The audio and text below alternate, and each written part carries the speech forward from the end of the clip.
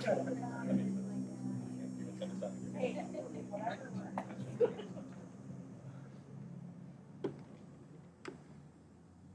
that this is working here. Hello? Hello? Should be. There we go. Perfect.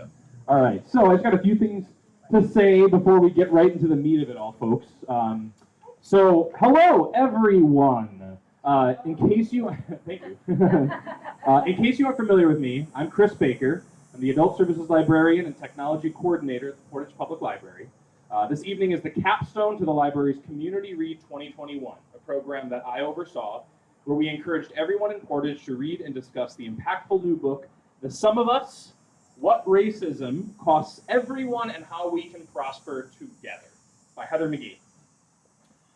We've had wonderful participation in the community read, and I've learned a lot of from the insights shared by the people who joined us. I'm incredibly excited to offer another one next year, so hopefully we get more people involved. I think we'll be able to continue to grow and improve by picking concepts and subjects that are really relevant to our community. The main reason you're all here, of course, is the same reason I'm excited to be here too, to hear Wisconsin's 45th Lieutenant Governor, Mandela Barnes, speak about issues of racism and how these issues affect communities like ours, about how we can be better. We'll be bringing him up shortly for some remarks before asking him some curated questions that were developed throughout the community read. First of all, I just want to offer some thanks, quick thanks, I promise. I want to thank the folks at City Hall and other city departments that have supported the library in facilitating tonight's event, especially Mayor Rick Dodd, City Administrator Sean Murphy, the Parks and Rec Department, including their Director, Toby Montague, and Recreation Coordinator, Mike Percy, Police Chief, Keith Klapke, and Marianne Hansen, Executive Director at the Portage Area Chamber of Commerce. I also want to thank the Library Board of Trustees for supporting me throughout this event, and my boss, our fearless Library Director, Debbie Bird. Speaking of, I should thank the two other questioners that are joining me tonight, the aforementioned Debbie, and Stephen Rodriguez Pavao. He's the Vocal Music Director at Portage High, and was also the person that graciously led our book discussion for The Sum of Us. I want to thank Ellen Swan, who is here tonight, for suggesting we do a community read this year, and Deb Lechner, who's also here, because she was the one who recommended I reach out to the Lieutenant Governor's office. So literally, tonight's event would not have happened without her advisement. Thank you, Deb. I also want to thank my wife, Jessie, and our good friends Mel and Terrence, for supporting me in countless ways throughout this very stressful journey. Thank you to everyone who is here and attending tonight. Seriously, I am humbled and honored by your presence. I mean it. Thank you. Finally, I want to thank our special guest this evening, Lieutenant Governor Mandela Barnes, for offering his time and insight to the city of Portage. I think I speak for all of us when I say that we are incredibly appreciative of his consideration. So that's that. Let us carry no further. I'm very proud to introduce a man who has, I might mention, a stellar choice of hairstyle. Lieutenant Governor Mandela Barnes.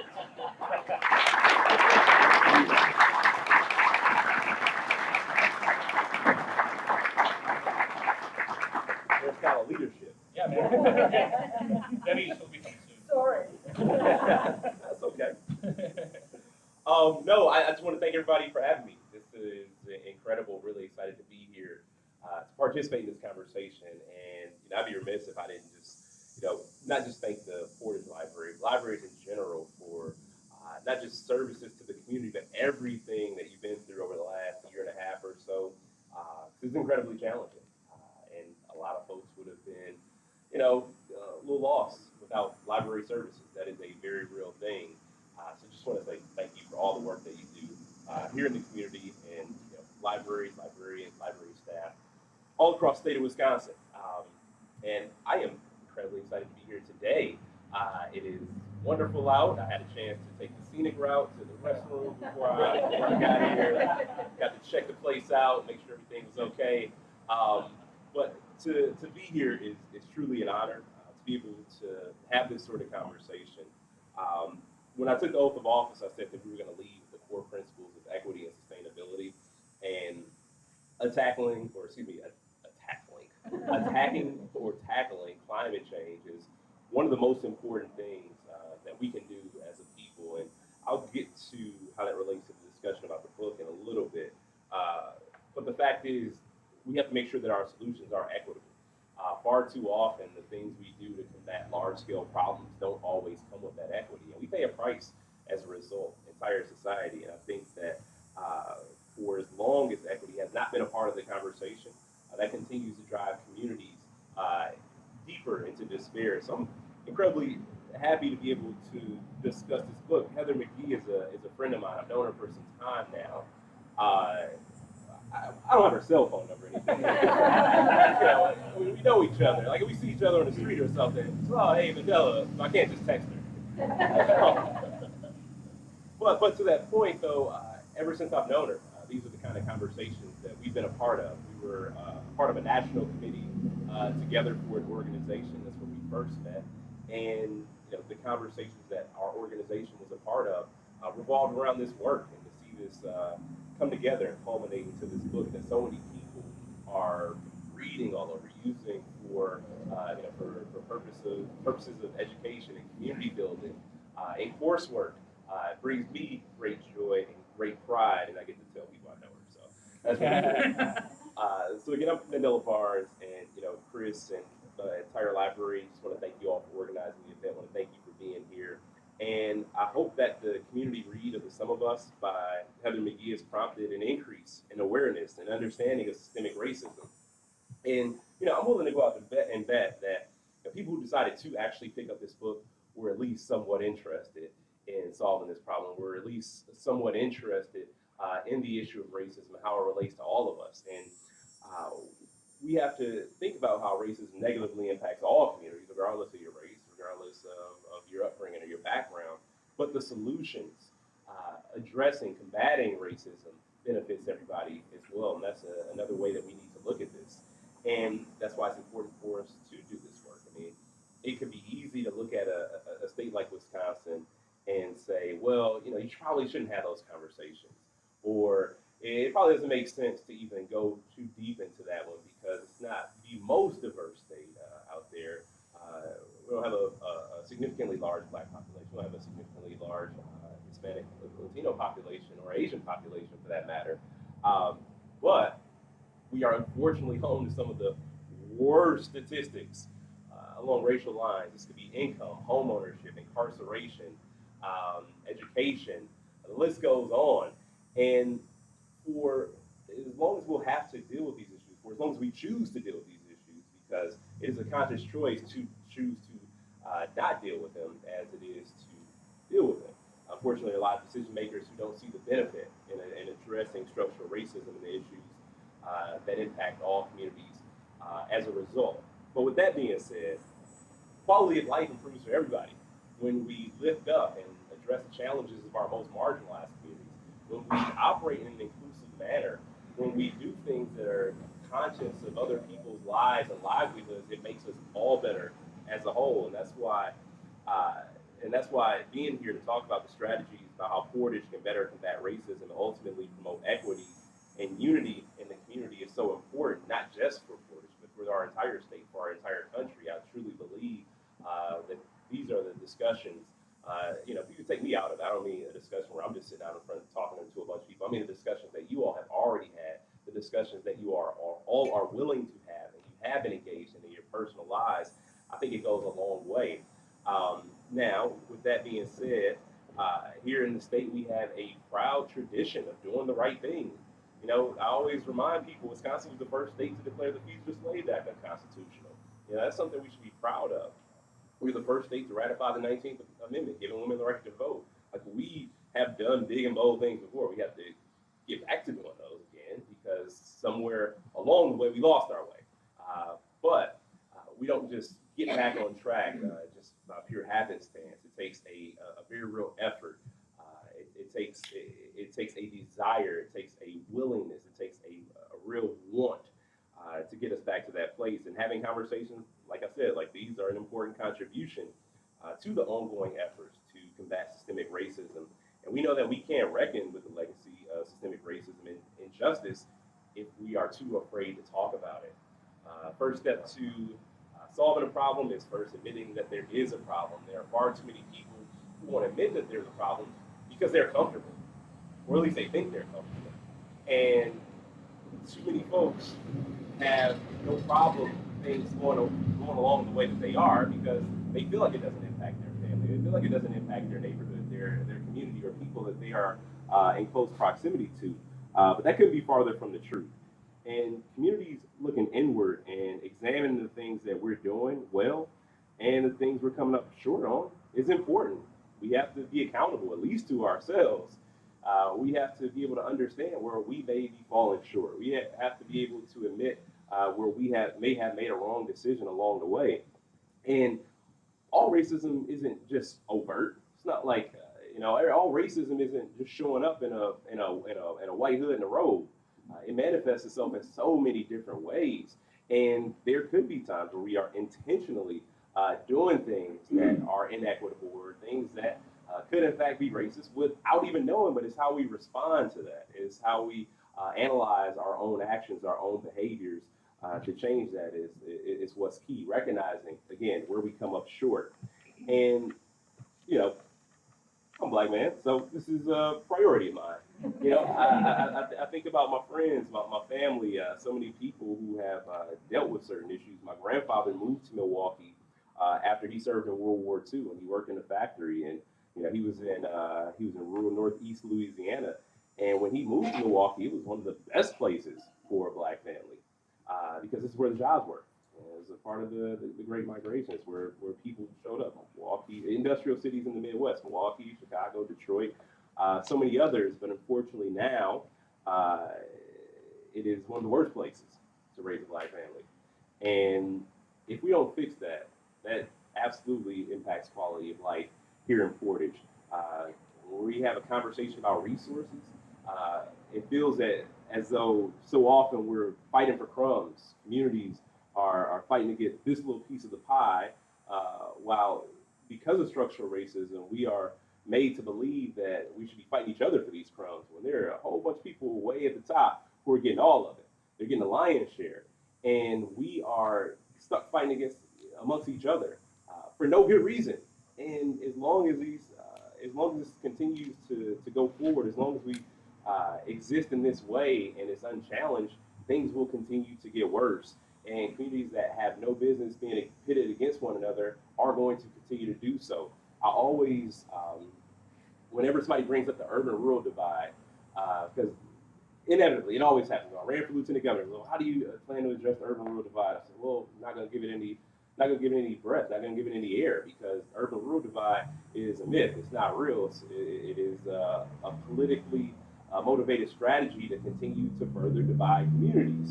And it makes us all worse off as a result because it doesn't lend time, it doesn't lend space for us to discuss the real issues of inequality that exist, that impact and hamper all of our progress.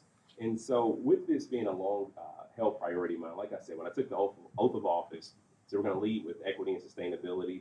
And I'm so incredibly proud to have been paired with Governor Evers on the campaign trail because I remember being at a forum before where, we talked about criminal justice issues. He said, well, the fact is, if me and Mandela went out and did the same crime, he's probably gonna go to jail, and I probably won't. And he was upfront about that, and having that conversation. It was a conversation I probably hadn't even had with many local elected officials, let alone someone running to be governor of the state of Wisconsin.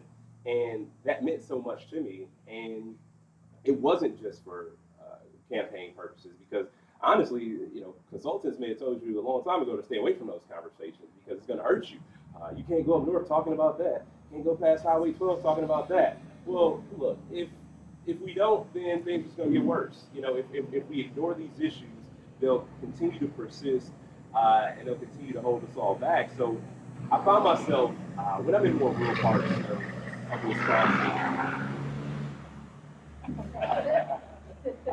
when I'm in more rural parts of the state talking about the issues of Milwaukee. When I'm in Milwaukee, I find myself talking about a lot of rural issues because I want people to be able to understand that the ways of life aren't so different and the challenges aren't so different.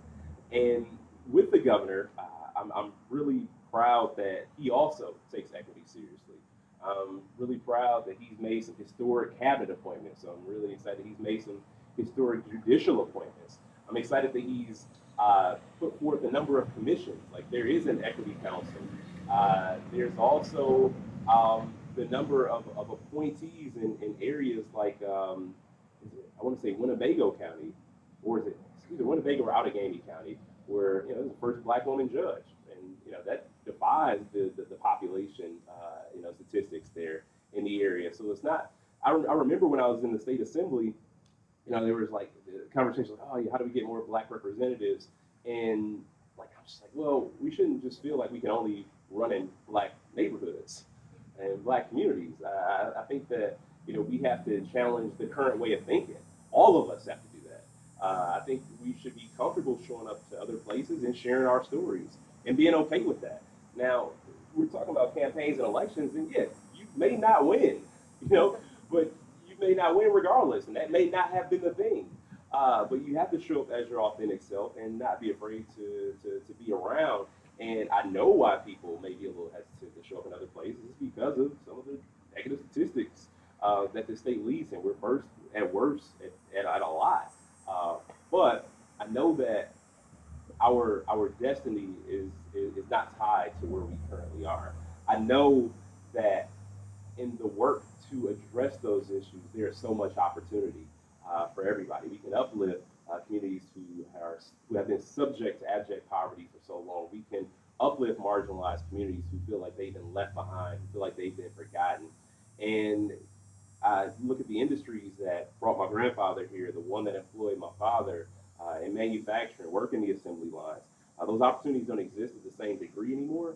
But when we have an issue like climate change that is an existential threat, the solution to combat climate change has a potential to employ thousands, tens of thousands in this state and provide new opportunities for recreation, new opportunities for tourism, new opportunities for our economy.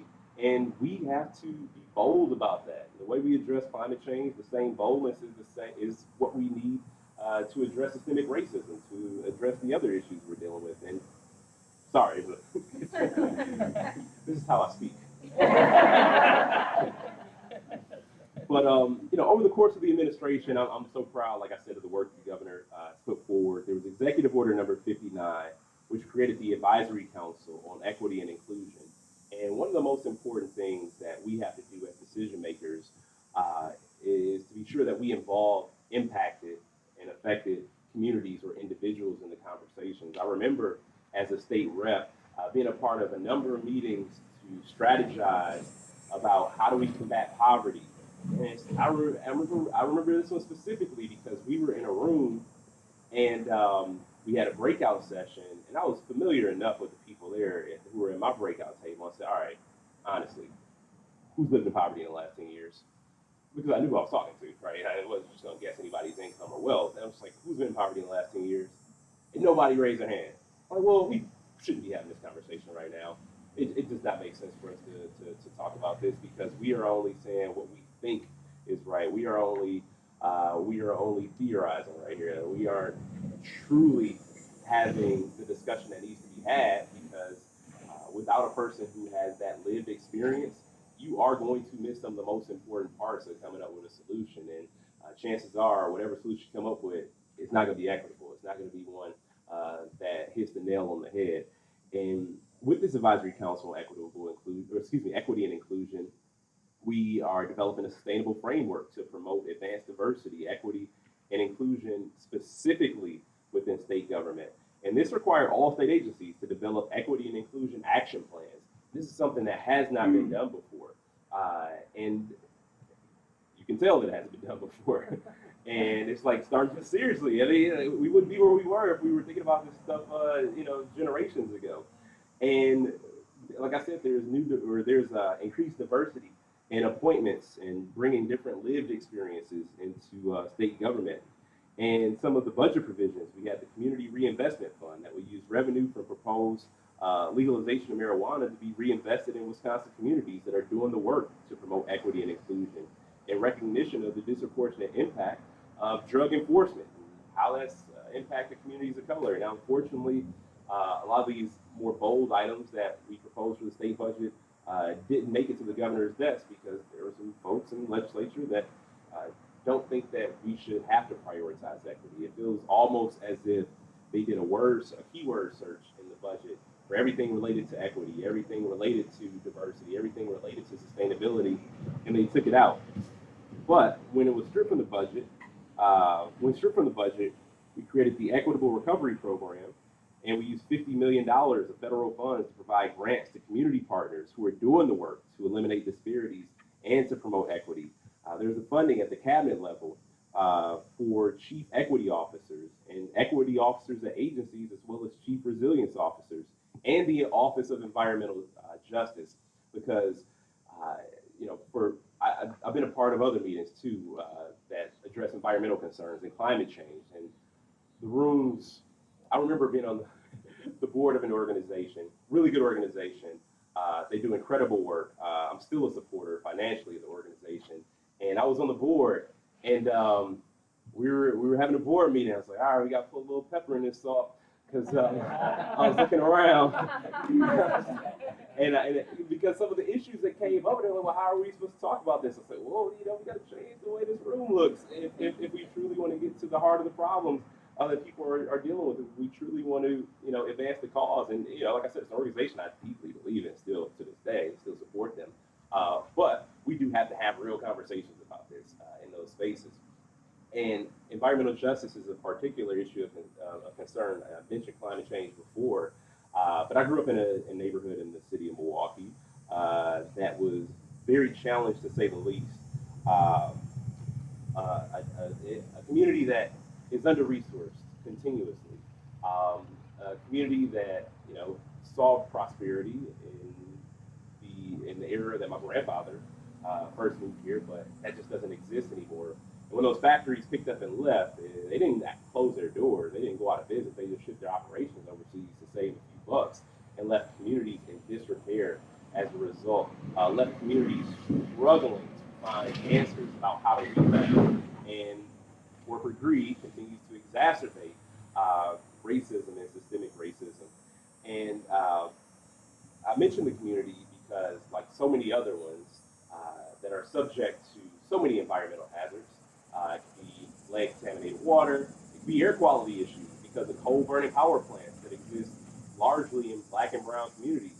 And it also makes you think about in other parts of the state where there's proposed mining or pipeline operations that go through indigenous communities without having proper consultation. And it's like people are treated as if they are disposable, as if their livelihoods don't matter in the pursuit of another person's profit. And it's really disgusting, because you wouldn't do that in wealthy neighborhoods. I remember I was visiting Red Cliff all the way up north, and they were talking about renewable energy, and he got approached by someone who wanted to build a nuclear facility.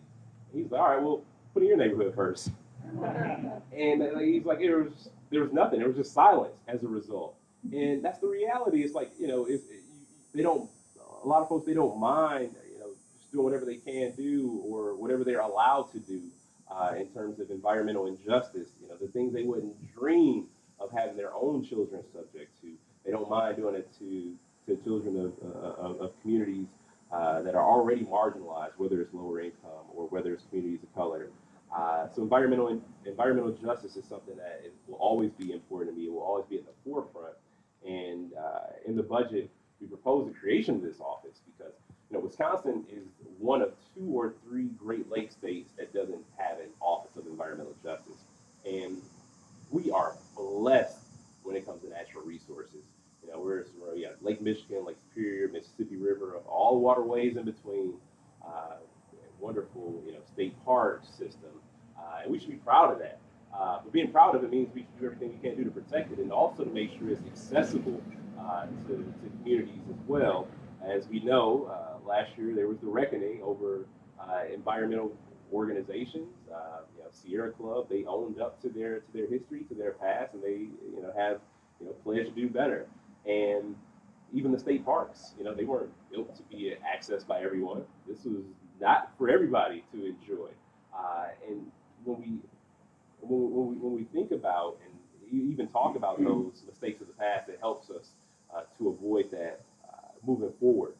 And then there's the Wisconsin for All initiative, which would create an equity infrastructure within state government, which includes paid fellowships and intern programs to to bring in underrepresented youth and students into government, the driver cars for undocumented residents here in the state, free tuition, well, tuition equity, I should say, for DACA recipients. Because if you graduate high school here in the state, you should pay in-state tuition.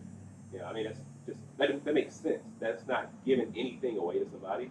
You know, college costs too much as it is, and that's another conversation for another day, which creates another barrier and creates even more inequality when students from marginalized neighborhoods, communities, families, ethnic groups aren't able to access the American dream because education is so far out of reach.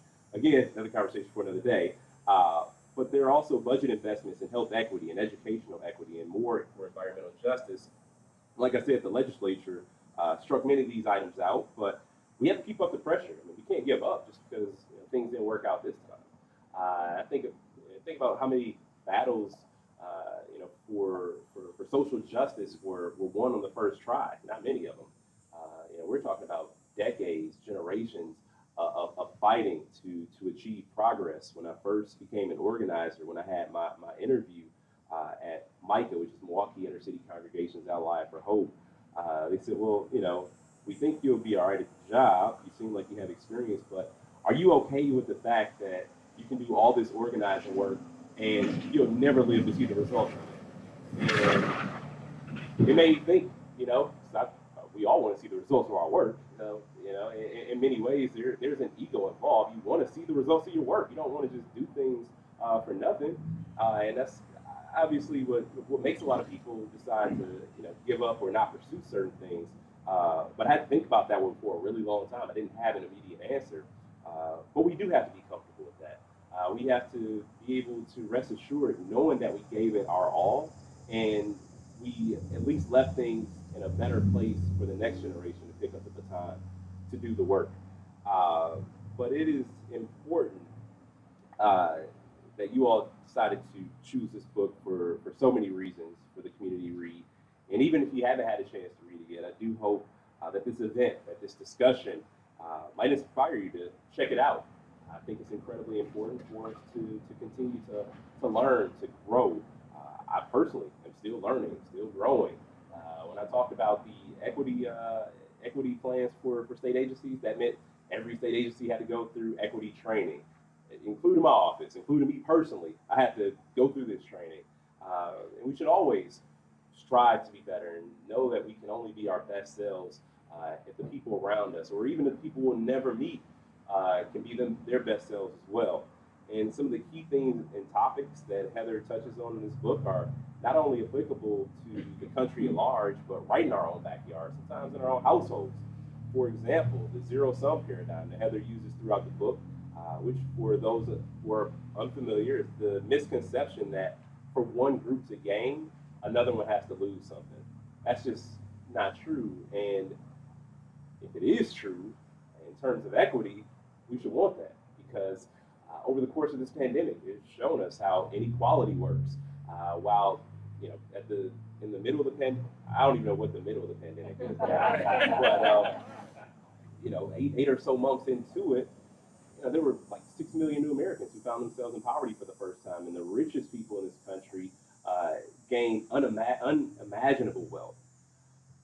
And so if some people are to lose something, that might be okay, because the people at the top who continue to pit communities, marginalized communities, individuals against one another solely for their own personal benefit is a system that we have to break up. We have to stop this system of inequality, because it is going to tear us apart. It is unsustainable. Income inequality in this state is at its highest point since the Great Depression. At least that was the case 3 years ago. And I don't imagine that it's changed too much, because we still got folks who don't believe in equity, also don't believe in raising the minimum wage. And we see those are the same exact people who couldn't work from home. Those are the same exact people who made sure that we were okay to survive the pandemic, because they delivered the food, they made the food, they did everything else. They performed vital services. They were the essential workers, but didn't get the respect that an essential member of our community should be getting. It is a shame that our society continues to operate in this way. But we see that occurring in a number of issues, or excuse me, um, with the zero-sum paradigm, again, with the misconception that for one group to gain, another has to take a loss, we see that occurring in a number of issues that face our state. Everything from higher education to unionization to the right to vote to health care. And our climate is very real and dangerous reality. And Heather shows us how this paradigm is weaponized to steer us off the path of progress and how it's used to divide us instead of uniting us. And we have to know and come together around the notion that it's not true that one group has to suffer in order for another to thrive. The fact is, people are already suffering while a very small number of people are able to thrive regardless. And we have to know and come together around the notion that we all do better when we all do better. And Heather also covers a topic that is sort of tough for people to self-actualize, and that's the role that individual people play in keeping the status quo of systemic racism alive. And this could be due to so many other factors. This could be, a lack of experience, a lack of exposure to people who aren't like you, people who don't live the same lifestyle, people who come from different backgrounds, different races, different religions, people who will just deny that systemic racism exists because they don't see it. It is so wild to me, the people who would go as far as to say systemic racism doesn't exist as racist in and of itself, because you are totally denying somebody else's life, somebody else's lived experience. That's like me saying that, xenophobia doesn't exist. There's no anti-LGBTQ sentiment in the world. Just because I haven't experienced, how can that exist? And it is absurd, it is privileged, and it is a sign of something so much deeper. It is essentially sociopathic when people go so far as to say these things that are demonstrably false. And we know that we have to come together, again, like I said before, but the fact is a lot of people ignore it because it's easy. They think, man, if I just ignore it, maybe it'll go away. But then there's also people feeling guilty, or feeling like the bad guy, or there are others who might feel powerless to stop it. So believing that you personally aren't able to do enough to stop something, that's why we know that you can't solve any problem if we try to solve it alone. We have to join together if we would like to overcome. That is the only way forward, together. And so Heather uses Lewiston, Maine as an example of what we can hope to achieve. And despite a number of different cultures joining one of the whitest and oldest populations in Maine, communities can work together to achieve what she calls the solidarity dividend. In plainer English, that is a progress we couldn't hope to achieve alone, but can only achieve by coming together, as I said before. And that leaves us the question of how Portage can achieve that same sort of progress. How might Columbia County? How might this entire state? And I think there's an opportunity for us to learn real soon with the resettlement of Afghan refugees. There's been some very disgusting rhetoric already from a whole lot of people, a bunch of fear mongers. One is my former colleague who's now in Congress, and Tom Tiffany. We got to call this stuff out. Like, he is just totally disgusting when he was reprehensible. I mean, this is a person who should know better, but unfortunately hasn't made the effort to learn better. But we know that having these frank, difficult, but necessary conversations is what puts us on the right side of history. It is so much more difficult, so much more challenging for us to have these conversations, and that's what makes us stronger. That's what makes us more impactful. That's what makes us more effective as a community, because you look the challenge right in the face and say, all right, well, let's game on. Let's do this. Let's do what we have to do instead of running away. And like I said, I know it's not always easy, but trust me, it's a lot harder being on the other side of racism. And taking time to examine ourselves helps us all move forward. And reading books that add to our worldview and even challenge it helps to move us forward. As we continue to navigate the challenges of this pandemic, we can't just settle to return to what many know is normal. We have to pledge to continue to push forward on that journey of progress and equity. We have to emphasize the importance of grassroots work in every community to push not only our federal and state representatives, but also our local elected officials. And as we've seen over the last several weeks, our school board members especially. And I didn't even get to the point about critical race theory. That's something else too. It would be foolish to assume that the wealth of America was earned justly. And I saw something one of my friends said was like, imagine being so ashamed of how we got to this place in America that you outlaw teaching it. And things were bad. Things were terrible. The founding of this nation, awful. But we are here now, and we should commit ourselves to doing everything we can do to repair the harm because it still exists today.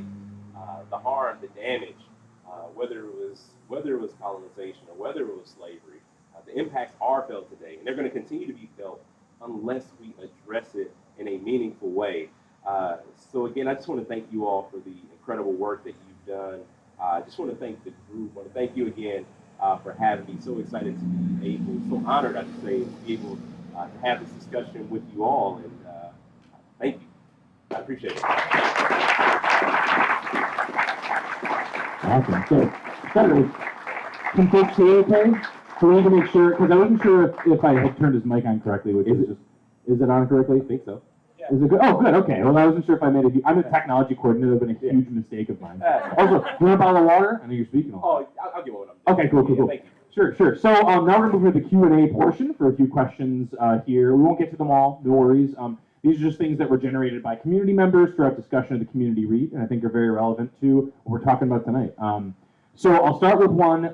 Throughout the past month, we've had a small but vocal group of people communicate to us that they strongly disagreed with our library's choice to do a community read focusing on a book which acknowledges the problems caused by racism and systemic racism. So what do you envision public libraries' roles being in the ongoing conversation about racism? And what can Debbie and I, as director and adult services librarian respectively, what can we continue to do moving forward to foster improved equity? Yeah, so what you're doing is already important. I think it's the responsibility of libraries to do this work, to be engaged in it. And we all know people who are afraid to go to the doctor because they think something is wrong. And this is the same exact way. And this is going to destroy us from within unless we get it checked out, unless we get it resolved. And there are just folks that is their mindset, that they don't want to deal with it because it is challenging. We can, keep trying. But I think that if we don't do this work, you got to think about the people who won't see the benefit from it at all. There are certainly so many more people on the right side of history. There are so many more people on the side of good than there are those who would rather not deal with it and ignore it. And by ignoring it, you're just making it worse. You're only prolonging the inevitable. Thank you. Okay, can you hear me? Yeah. Okay. I'm gonna switch around here. Housing is a real big issue here in Portage right now. It's hard to encourage more diversity and population growth in our community without offering plenty of modern, safe, and affordable housing options. Portage is currently in the process of trying to address this issue, but how do you see the state addressing housing issues across Wisconsin communities? Is there support or guidance available to help communities tackle this issue? And could you touch on ways that systemic racism plays a part in the housing crisis? So housing crises are nothing new. There was on the issue of environmental justice, there was the study that showed that redline communities suffer higher temperature events, and when there are heat waves, like the urban heat islands, feel even higher temperatures, which subjects people to heat stroke, other issues as well. There is lead paint issues that exist, lead lateral issues, and so racism in housing is a crisis in and of itself. But another fact is you see how communities across the country have changed. The whole, one family moves in and there goes the neighborhood, and everybody wants to move out. Um, and that's when things were a lot more overt. Heather talks about in the book when black families were allowed to swim in pools, those pools went into disuse. White residents stopped using the pools, and there were instances where pools were filled in with cement because they would rather not have a pool than have to swim with black children. And with that being the case, we're dealing with the legacy of segregation in this state, in this country, which makes the housing conversation that much more difficult. However, an area like Portage that could stand to use more housing in general, even regardless of race, this is another one of those instances where, and I don't even mean Portage specifically, I mean at large, where people would rather cut their nose off to spite their face, would rather just not have anything at all if it meant having those other people come in here and enjoy it. And it does take, it takes a level of community organizing and community building, because you can't just, you can build and they'll come, but that doesn't mean it's just going to work out right, because there's still the potential for tension and conflict. And I think that on the front end, we have to do the work like this, right? But I want people to go home and think that I'm soft, I want people to think about the need to have further conversations, further dialogue with those who are in our own circles. And when it comes to specific housing policy, our Wisconsin Housing and Economic Development Authority, or WIDA, I mean, they're doing a pretty solid job now under the leadership of Executive Director Altoro of making sure that housing equity is the reality across the state. But one other thing too that we need to make sure we're doing is just because there are houses where there may be lower income residents doesn't mean that we should have completely poor quality.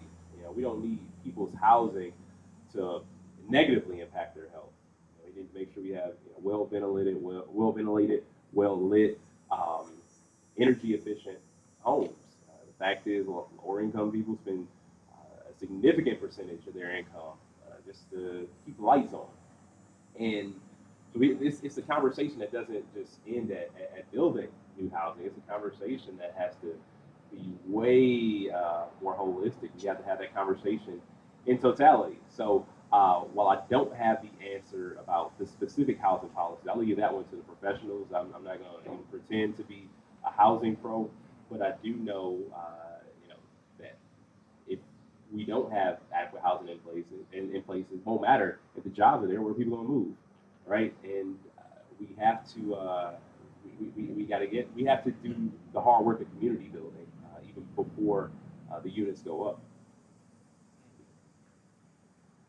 With conversations about racism happening so much nationally, with educators often encouraged to be careful about engaging in subject matters like systemic racism with students, what guidance do you have about how teachers should approach these issues moving forward? And what are some ways that school districts can be better at addressing racism to support their teachers and students in having these conversations? Yeah.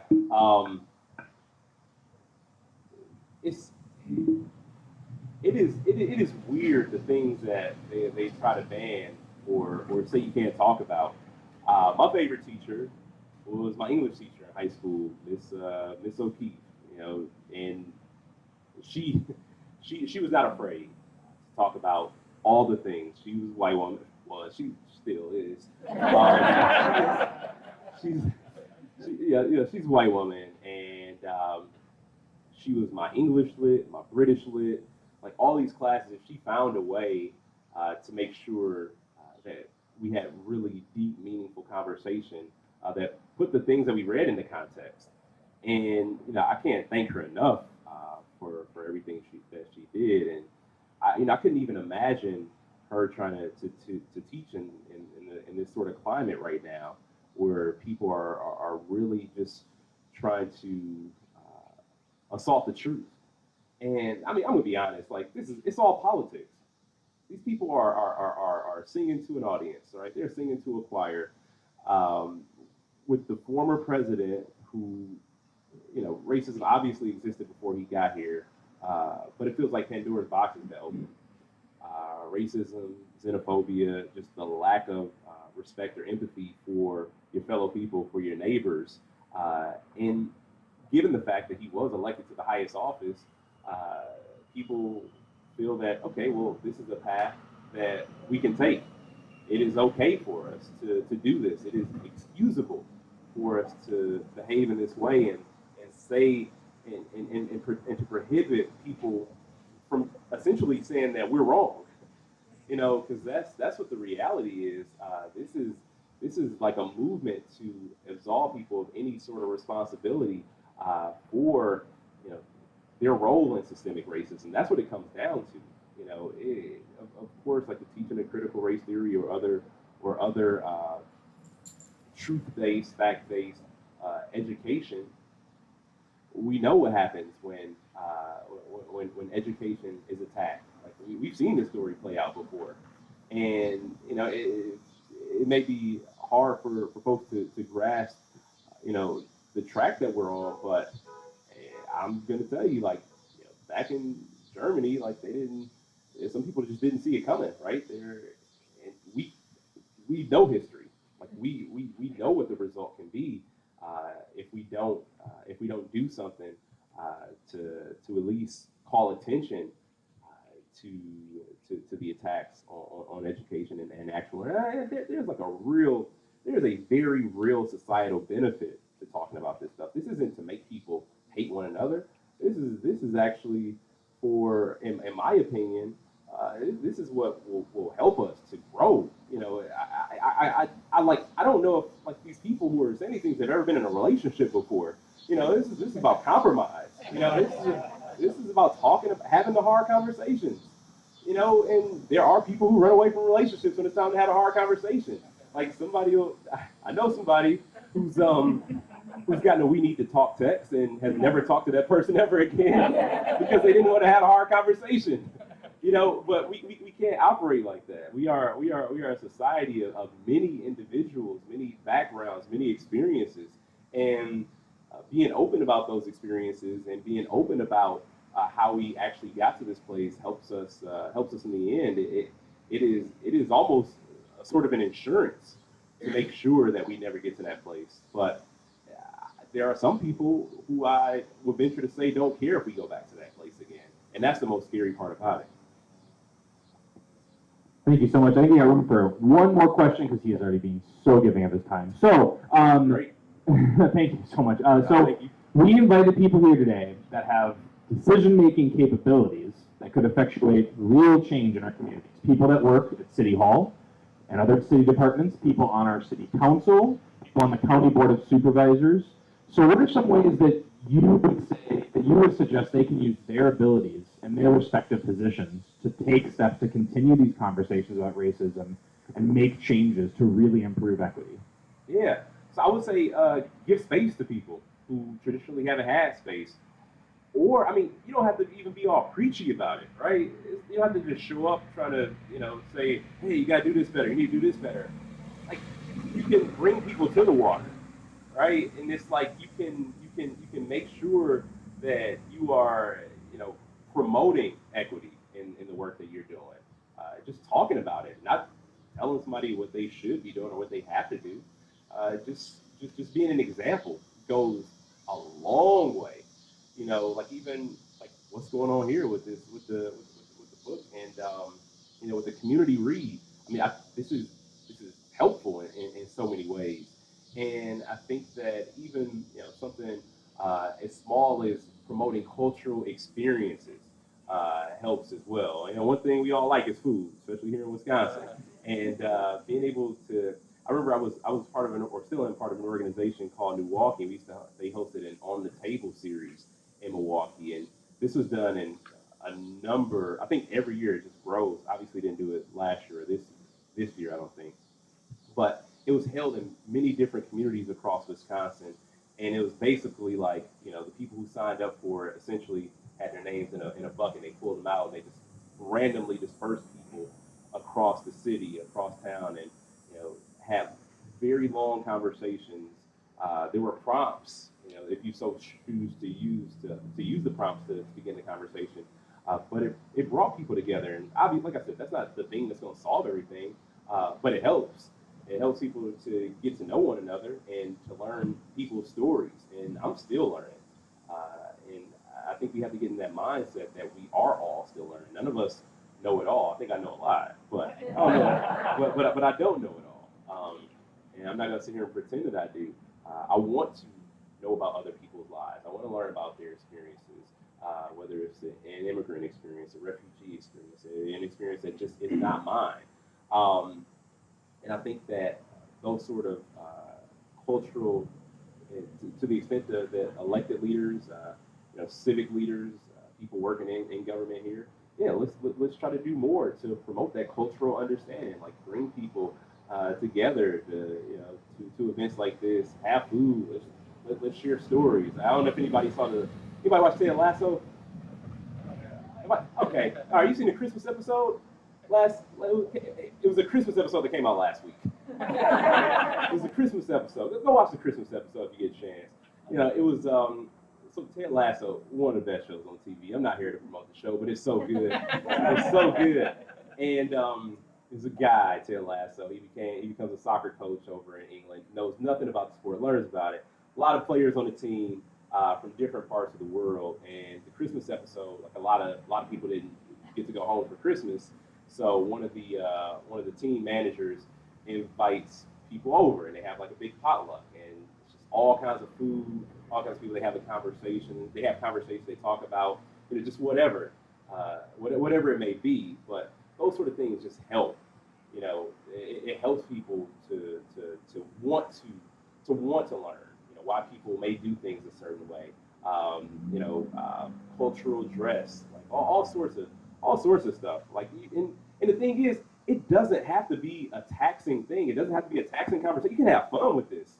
Like that's what I want people to realize. Like this can be fun. This can be enjoyable. It doesn't have to be a seminar. It doesn't have to be somebody lecturing you for an hour. It can be something that is absolutely a good time for everybody, because I do fully believe that some of my most diverse experiences, the ones that made me appreciate other communities, other cultures that weren't my own, were the good times that we had. The fun, like the recognizing that we all like to laugh, we all like to eat, we all like to enjoy ourselves. We didn't go into these conversations or experiences thinking that we wouldn't like each other, but the reality was we loved it. And I think we can all do the work to promote and engage in so much more of it. Let's just have a good time, right? We deserve a good time, actually. We all do. But I think that we have the most fun when we do it together. Lieutenant Governor Mandela Barnes, everybody, thank you so much. Thank you.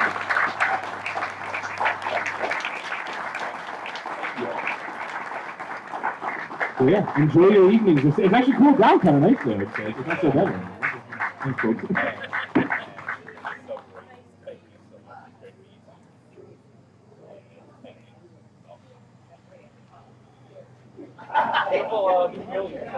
Yeah. No, it isn't. Yeah.